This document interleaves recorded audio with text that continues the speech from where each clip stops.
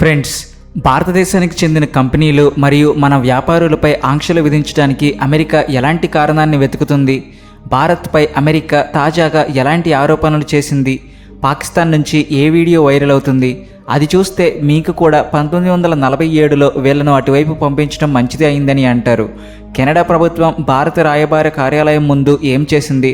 So ఇవే కాకుండా భారత్పై ప్రభావం చూపించే మరికొన్ని ముఖ్యమైన వార్తలు కూడా వస్తున్నాయి. కాబట్టి ఈ వీడియోను తప్పకుండా చివరి వరకు చూడండి. ముందుగా భారత్ అమెరికా మధ్య జరుగుతున్న పరిణామాల గురించి తెలుసుకుందాం. మీ స్క్రీన్పై కనిపిస్తున్న ఆర్టికల్ను రెఫరెన్స్గా చూడవచ్చు. ఫ్రెండ్స్, డొనాల్డ్ ట్రంప్ ప్రభుత్వం చైనాకు చెందిన వస్తువులను ఇతర దేశాల ద్వారా అమెరికాకు పంపిస్తున్నట్లు అనుమానం ఉన్న దేశాల జాబితాను విడుదల చేసింది. ఈ జాబితాలో దేశాలను 3 కేటగిరీలుగా విభజించారు. అవి టైర్ 1, టైర్ 2, టైర్ 3.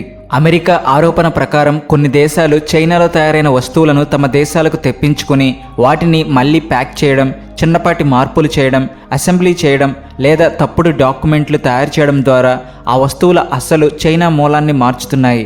ఆ తర్వాత వాటిని తమ దేశంలో తయారైన వస్తువులుగా చూపించి అమెరికాకు ఎగుమతి చేస్తున్నాయని అమెరికా చెబుతుంది. అయితే ఈ మొత్తం వ్యవహారం వెనుక చైనా కూడా ఉండొచ్చని అమెరికా అనుమానిస్తుంది. అమెరికా ప్రకారం చైనాపై విధించిన భారీ టారిఫ్లు ఇతర ఆంక్షల నుంచి తప్పించుకోవడానికి ఈ మార్గాన్ని ఉపయోగిస్తున్నారు. సో ఉదాహరణకు అమెరికా చైనాకు చెందిన ఒక వస్తువుపై భారీ టారిఫ్ విధించిందనుకుందాం. అప్పుడు చైనా ఆ వస్తువును నేరుగా అమెరికాకు పంపితే ఎక్కువ టారిఫ్ చెల్లించాలి. అందుకే ఆ వస్తువును ముందుగా మరో దేశానికి పంపిస్తారు. అక్కడ ఆ వస్తువుపై చిన్నపాటి మార్పులు చేయడం లేదా డాక్యుమెంట్లను మార్చడం ద్వారా అది చైనాలో తయారైన వస్తువు కాదని మరో దేశంలో తయారైన వస్తువు అని చూపిస్తారు. ఆ తర్వాత దాన్ని అమెరికాకు పంపిస్తారు. అదేవిధంగా చైనాతో పోలిస్తే తక్కువ టారిఫ్ ఉన్న మరో దేశం ద్వారా వస్తువులను రూట్ చేసి అమెరికాకు పంపుతున్నారని కూడా అమెరికా ఆరోపిస్తుంది. అయితే ఈ విధంగా చైనా వస్తువులను ఇతర దేశాల ద్వారా అమెరికాకు పంపుతున్న దేశాల జాబితాను అమెరికా ఇప్పుడు విడుదల చేసింది. ఇక్కడ ముఖ్యమైన విషయం ఏమిటి అంటే ఈ జాబితాలో భారత్ కూడా ఉంది. అంటే చైనాలో తయారైన వస్తువులు భారత్ మీదుగా అమెరికాకు రీరూట్ అవుతున్నాయని అమెరికా ఆరోపిస్తుంది. అమెరికా భారత్ను Canada, European union, Israel, Japan, Mexico, దక్షిణ కొరియా, తైవాన్లతో కలిసి టైర్ 1లో పెట్టింది. అంటే ఈ దేశాల నుంచి పెద్ద మొత్తంలో చైనా వస్తువులు రీరూట్ అవుతున్నాయని అమెరికా భావిస్తుంది. ఇక టైర్ 2లో ఉన్న దేశాల నుంచి కొంత తక్కువ స్థాయిలో ఇలాంటి కార్యకలాపాలు జరుగుతున్నాయని, టైర్ 3లో ఉన్న దేశాలు అవకాశం దొరికినప్పుడు చైనా వస్తువులను రీరూట్ చేస్తున్నాయని అమెరికా చెబుతుంది. అయితే టైర్ 2, టైర్ 3లో ఏ దేశాలు ఉన్నాయో తెలుసుకోవాలంటే వీడియోను పాజ్ చేసి మీ స్క్రీన్పై చూడవచ్చు. ఫ్రెండ్స్, ఈ డాక్యుమెంట్లో అమెరికా మరో విషయాన్ని కూడా పేర్కొంది. అదేమిటంటే భారత్లోని పూణే, గుజరాత్, చెన్నై ప్రాంతాల్లో చైనా వస్తువులను రీరూట్ చేసి అమెరికాకు పంపుతున్న కార్యకలాపాలు ఎక్కువగా ఉన్నాయని పేర్కొంది. అమెరికా కామర్స్ డిపార్ట్మెంట్ ప్రకారం ఇలా రూరూట్ అవుతున్న చైనా వస్తువుల విలువ సుమారు $67 బిలియన్. దీనివల్ల అమెరికాకు సుమారు $28 బిలియన్ టారిఫ్ ఆదాయం నష్టం వస్తుందని, అలాగే అమెరికాలో సుమారు 4.5 లక్షల ఉద్యోగాలపై ప్రభావం పడుతుందని అమెరికా చెబుతుంది. అంటే ఈ కార్యకలాపాలు జరగకపోతే అమెరికా ప్రభుత్వానికి మరో $28 బిలియన్ టారిఫ్ ఆదాయం వచ్చేదని, అమెరికాలో మరో 4.5 లక్షల ఉద్యోగాలు ఉండేవని అమెరికా వాదిస్తుంది. అయితే ప్రస్తుతానికి అమెరికా కేవలం ఈ జాబితాను విడుదల చేసి చైనాకు సహాయం చేస్తున్న నేరస్తులైన దేశాలు ఇవేనని చెప్పింది. ఇంకా దీనిపై ఇప్పటి వరకు కొత్త టారిఫ్లను ప్రకటించలేదు. అయితే భవిష్యత్తులో ఈ రీరూటింగ్ అంశాన్ని కారణంగా చూపించి ఈ దేశాలపై టారిఫ్లు విధించే అవకాశం ఉందనే చర్చ జరుగుతుంది. ఇంతకుముందు ఫోర్స్డ్ లేబర్ పేరుతో టారిఫ్లు విధించినట్టే ఇప్పుడు రీరూటింగ్ పేరుతో కూడా టారిఫ్లు విధించే అవకాశం ఉందనే అనుమానాలు వ్యక్తమవుతున్నాయి. ఎందుకంటే అమెరికా సుప్రీంకోర్టు ట్రంప్ ప్రభుత్వం విధించిన కొన్ని టారిఫ్లను తొలగించిన తర్వాత అమెరికా ప్రభుత్వం ఇతర చట్టపరమైన మార్గాల ద్వారా కొత్త టారిఫ్లు విధించే ప్రయత్నం చేస్తుందనే విమర్శలు వస్తున్నాయి. ముందు ఫోర్స్డ్ లేబర్ కారణం, ఇప్పుడు రీరూటింగ్ కారణం. మరి భవిష్యత్తులో అమెరికా ఈ కారణంతో భారత్పై ఎంత శాతం టారిఫ్ విధిస్తుందో చూడాలి. ఎందుకంటే టైర్ 1లో భారతదేశంతో పాటు Canada, European union, Israel, Japan, Mexico, దక్షిణ కొరియా, తైవాన్ కూడా టైర్ 1లో ఉన్నాయి. సో వీటిలో చాలా దేశాలు అమెరికాకు మిత్ర దేశాలుగా ఉన్నాయి. కాబట్టి ఈ విషయాన్ని డొనాల్డ్ ట్రంప్ ఎలా డీల్ చేస్తారో చూడాలి. మరి మీ అభిప్రాయం ఏమిటో తప్పకుండా కామెంట్ చేయండి. ఇక తరువాతి అప్డేట్ కెనడా నుండి వస్తుంది. ఫ్రెండ్స్, ఈరోజు ఆగస్టు 15 సందర్భంగా కెనడాలోని భారత రాయబార కార్యాలయం మరియు భారత కాన్సులేట్ల ముందు ఖలిస్తానీ మూలకాలు భారీ నిరసనలు చేపట్టాయి. భారత జెండాను అవమానించేందుకు ప్రయత్నాలు జరిగాయి. మరీ ముఖ్యంగా వాంకువర్లోని భారత కాన్సులేట్ భవనం వద్ద పరిస్థితి మరింత తీవ్రంగా కనిపించింది. ఎందుకంటే అక్కడి కాన్సులేట్ భవనంపై లేజర్ ప్రొజెక్టర్ ద్వారా ఖలిస్తానీ జెండాను ప్రదర్శించి నిరసన తెలిపారు. దీనితో పాటు ప్రధాని మోడీ భారత్కు వ్యతిరేకంగా నినాదాలు కూడా చేశారు. అయితే ఇక్కడ ఒక ముఖ్యమైన రోజును కూడా కెనడాలో భారత రాయబార కార్యాలయానికి మరియు కాన్సులేట్లకు సరైన రక్షణ మరియు భద్రత కల్పించడం లేదని స్పష్టంగా కనిపిస్తుంది. ఈరోజు భారతదేశ స్వతంత్ర దినోత్సవం. ఈరోజు ఖలిస్తానీ మూలకాల నిరసన మరింత తీవ్రంగా ఉంటుందని తెలిసినప్పటికీ కెనడా పోలీసులు భారత కాన్సులేట్ భవనంపై వేర్పాటువాద జెండా ప్రొజెక్షన్ను నిరోధించలేకపోయారు. ఇది వారి పరిస్థితి. తర్వాతి అప్డేట్ మిడిల్ ఈస్ట్లో అమెరికా ఇరాన్ యుద్ధం గురించి వస్తుంది. ఇది యుద్ధం ప్రారంభమైన తర్వాతి అతిపెద్ద టర్నింగ్ పాయింట్గా భావించబడుతుంది. సమాచారం కోసం మీ స్క్రీన్ పైన ఆర్టికల్ స్క్రీన్ షాట్ ఉంది. ఫ్రెండ్స్, యునైటెడ్ అరబ్ ఎమిరేట్స్ ఇరాన్కు చెందిన జప్తు చేసిన ఆస్తులను ఇప్పుడు విడుదల చేయడం ప్రారంభించిందని వార్త వస్తుంది. నిజానికి అమెరికా మరియు యూరోపియన్ యూనియన్ ఇరాన్పై ఆర్థిక మరియు బ్యాంకింగ్ ఆంక్షలు ప్రకటించినప్పుడు దాని కారణంగా యుఏఈ కూడా ఇరాన్ ఆస్తులను జప్తు చేయాల్సి వచ్చింది. ఇరాన్ బ్యాంకులు మరియు సంస్థల ఆస్తులు ఇతర దేశాల్లో ఏవైతే ఉన్నాయో అవన్నీ నేటికి జప్తులోనే ఉన్నాయి. ఈ సమయంలో అమెరికా మరియు ఇరాన్ మధ్య జరుగుతున్న చర్చలలో ఇరాన్ తన ఆస్తులన్నిటిని విడుదల చేయాలని డిమాండ్ చేస్తుంది. అయితే అమెరికా ఇరాన్ చర్చలు ఇంకా పూర్తి కాలేదు. కానీ పక్క నుండి యుఏఈ మాత్రం ఇరాన్ ఆస్తులను విడుదల చేయడం ప్రారంభించింది. విడుదల చేసిన ఆస్తులలో సుమారు $3 బిలియన్ పాటు 2 టన్నుల బంగారం కూడా ఉందని సమాచారం.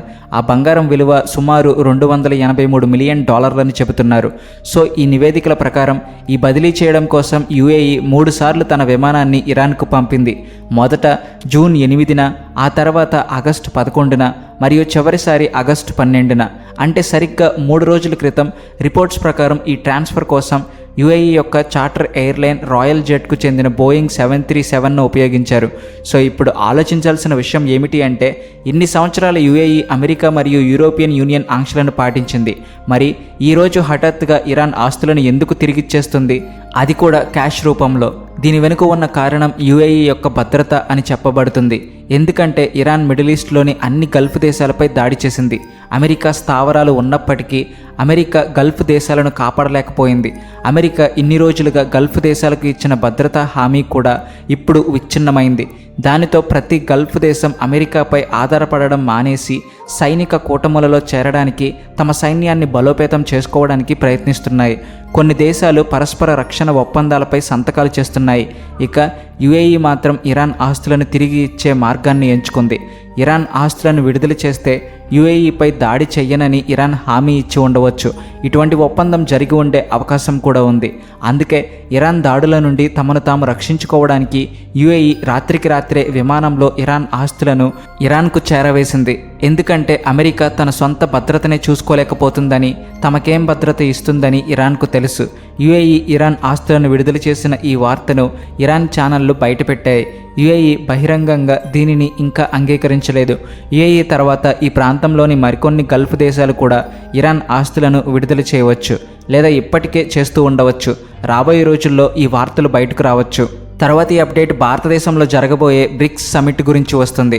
ఫ్రెండ్స్, మీకు తెలిసినట్లుగా ఇప్పుడు ఇరాన్ కూడా బ్రిక్స్లో సభ్యుడిగా ఉంది. ఇలాంటి సమయంలో వచ్చే నెలలో జరగబోయే బ్రిక్స్ సమిట్ కోసం భారతదేశం ఇరాన్ను కూడా ఆహ్వానించింది.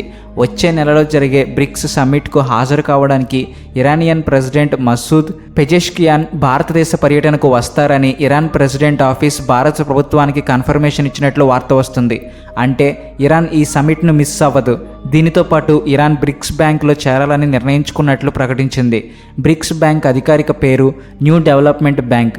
బ్రిక్స్ విస్తరణ తర్వాత కొత్త దేశాలను బ్రిక్స్ బ్యాంక్ సభ్యులుగా చేయలేదు. కొత్త సభ్యులు న్యూ డెవలప్మెంట్ బ్యాంక్లో చేరాలనుకుంటే మాత్రమే వారి దరఖాస్తు పరిశీలించబడుతుంది. ఇప్పుడు భారతదేశంలో జరగబోయే బ్రిక్స్ దేశాల సమ్మిట్లోనే ఇరాన్ను న్యూ డెవలప్మెంట్ బ్యాంక్ సభ్యుడిగా ప్రకటించే అవకాశం ఉంది. ఇక తరువాతి అప్డేట్ పాకిస్తాన్ నుండి వస్తుంది. ఫ్రెండ్స్, మీరు చూస్తున్న ఈ వీడియో పాకిస్తాన్లోని ఇస్లామాబాద్ నుండి వస్తుంది. నిజానికి ఆగస్టు 14 సందర్భంగా పాకిస్తాన్ ఒక ఈవెంట్ నిర్వహించింది. దానికి పాకిస్తాన్ రక్షణ మంత్రి ఖ్వాజా ఆసిఫ్ను ఆహ్వానించారు. పాకిస్తాన్ రక్షణ మంత్రి ఈవెంట్కు రాకముందే వేదిక వద్దకు పాకిస్తాన్ జెండా వేసి ఉన్న 100 కేజీల కేక్ను తీసుకువచ్చారు. ఈ కేక్ను పాకిస్తాన్ రక్షణ మంత్రి కట్ చేసి ఆగస్టు 14 జరుపుకోవాల్సి ఉంది. కానీ ఖ్వాజా ఆసిఫ్ ఈవెంట్కు రాకముందే పాకిస్తాన్ ఆకలి రాజ్యపు జనం ఈ కేక్ను దోచుకున్నారు. జనం కేక్ మీద పడడంతో కేక్ కట్ చేయకుండానే పంచిపెడదామని నిర్ణయించారు. కానీ ఈ ఆకలి జనం జీవితంలో మొదటిసారి కేక్ చూశారేమో. అందరూ ఒకేసారి కేక్ మీద పడిపోయారు. ఎవరి చేతికి ఎంత దొరికితే అంత దోచుకెళ్లారు.